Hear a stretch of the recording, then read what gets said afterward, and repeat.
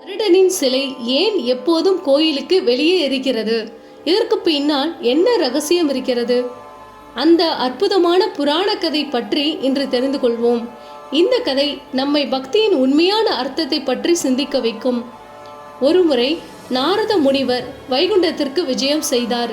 அங்கே மகாவிஷ்ணுவை வணங்கிய பிறகு அவர் கருடனை நோக்கி திரும்பினார். கருடா, நான் மகாவிஷ்ணுவின் எண்ணற்ற கோயில்களை பார்த்திருக்கிறேன். அதில் ஒரு விசித்திரமான விஷயத்தை கவனித்தேன். உன்னுடைய சிலை மட்டும் ஏன் எப்போதும் கோயிலுக்கு வெளியே இருக்கிறது? அது ஏன் என சந்தேகத்தோடு கேட்டார். கருடன் சிரித்தார், ஆனால் பதில் சொல்லவில்லை. அதற்கு பதிலாக அவர் விஷ்ணுவிடம் திரும்பி காரணத்தை வெளிப்படுத்த அனுமதி கேட்டார். விஷ்ணு தலையசைத்தார். கருடனும் தனது கதையை சொல்லத் தொடங்கினார். நீண்ட காலத்திற்கு முன்பு நான் விஷ்ணுவால் தேர்ந்தெடுக்கப்பட்ட மலை என்பதால் பெருமையால் நிறைந்தேன். என்னை விட விசுவாசமும் பக்தியும் கொண்ட பக்தர் யாரும் இல்லை என்று நான் நம்பினேன். ஒரு நாள் நான் இறைவனிடம், என்னை விட உங்களிடம் அதிக பக்தி கொண்டவர் யாராவது இருக்கிறாரா என்று கேட்டேன். விஷ்ணு சிரித்துக்கொண்டே, பூமியில் ஒரு பணிவான பக்தர் இருக்கிறார். அவருடைய பக்தி உங்களை விட அதிகமாக உள்ளது என்றார். இதை கேட்ட கருடன், என்னால் நம்பவே முடியவில்லை. இறைவனை என் முதுகில் சுமந்து செல்லும் என்னை விட ஒரு சாதாரண மனிதன் எப்படி அதிக பக்தியுடன் இருக்க முடியும்? இதை தெரிந்து கொள்ள அந்த பக்தனை தேடி பூமிக்கு பறந்தேன். நான் அந்த பக்தனின் குடிசைக்கு சென்றபோது அவர் தனது வயதான பெற்றோருக்கு பணிவிடைகள் செய்து கொண்டிருப்பதை கண்டேன். தனது கைகளால் அவர்களுக்கு உணவளித்தார். அவர்களிடம் மிகுந்த அன்புடனும் மரியாதையுடனும் பேசினார். நான் மணிக்கணக்கில் காத்திருந்தேன். அவர் விஷ்ணுக்காக ஏதேனும் சிறப்பு பிரார்த்தனைகள் மற்றும் சடங்குகளை செய்வாரா என்று. ஆனால் தனது பெற்றோரை கவனிப்பதை தவிர வேறு எதையும் செய்யவில்லை. பொறுமை இழந்தேன் நான்.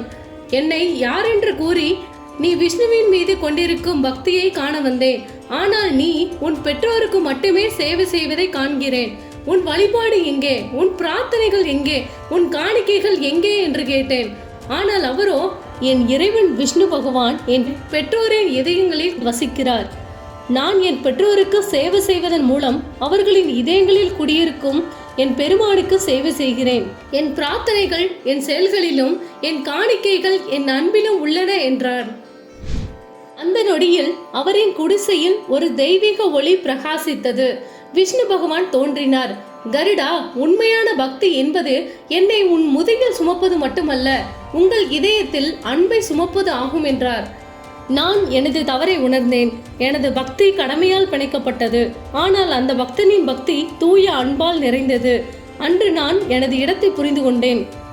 அப்போதிலிருந்து நான் விஷ்ணுவின் கோயில்களுக்கு வெளியே தங்கி நுழைவாயிலை காத்து உண்மையான பக்தர்கள் மட்டுமே நுழைவதை உறுதி செய்து வருகிறேன்.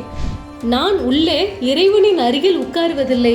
ஏனென்றால் நான் இன்னும் பக்தியின் உயர்ந்த வடிவான தன்னலமற்ற அன்பின் பக்தியை கற்றுக்கொண்டிருக்கிறேன் என்றார் கருடன். நாரதர் இந்த பாடத்தின் ஆழத்தை புரிந்து கொண்டு புன்னகைத்தார்.